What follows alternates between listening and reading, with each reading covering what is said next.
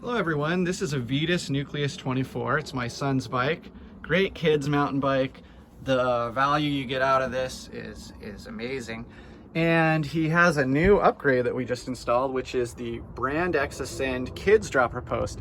It adds 70 millimeters of dropper travel, and it also is really easy for lower weighted riders to push down, and it's a really easy lever to use. So the reason I wanted to make this video though is that the instructions have some things they say which would have made the installation actually a lot harder, and there was advice I received about installing the dropper which also would have made it harder for this bike. So given that this is a really popular model of bike, Vitus Nucleus 24, or do you say Vitus?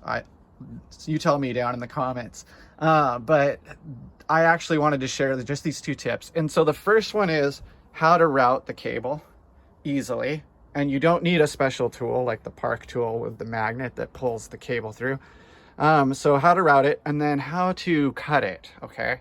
So first of all, routing, I got advice that the easiest way was gonna be to come down through the seat tube and then go around and come out ultimately over here. Not so on this frame. It's actually easier to start here at the front, put the housing in, push it all the way down.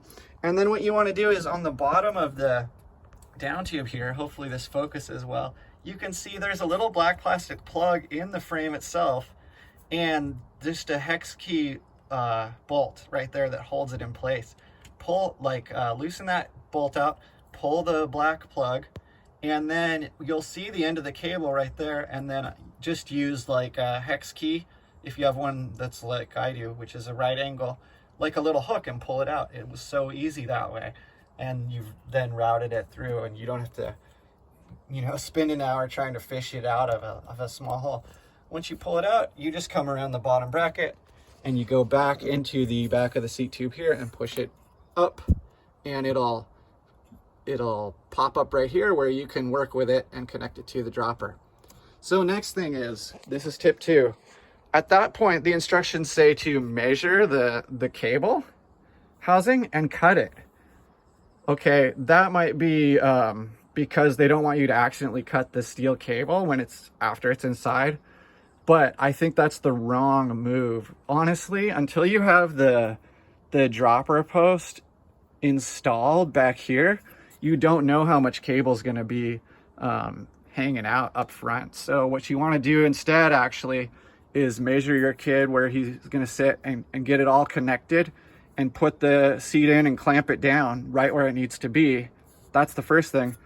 Then push the cable as taut as you want it around the bottom bracket and out the front. Then what you do, okay? So now you've got the steel cable in here and you can't cut it to length, right? So you just unclamp the dropper and pull it out, and pull that inner steel cable out of the housing so that you can measure and cut it. And then what you do, you just measure it so that in the event of a crash, if the handlebars get turned all the way around, you've got enough slack in the cable that it won't pull anything out of the dropper. And so I've done that. Maybe I left it even a little too long, but I wanted to have a little extra to work with. And then once you do that, you put the seat back through, right? And the inner of this cable housing is lined with Teflon, so that cable just slide right in and come out the front here after you've cut it, so that you can install it into the lever. And then I guess here's a freebie for you, final tip. This cable will stretch, of course, since it's new. So after some use, you'll probably want to pull it through even more here so that it's a nice and well-working lever. But on the whole, that was one of the easier things I've ever installed, either on a bike or whatever, on anything. With those tips, I think you'll do great with yours. All right, thank you.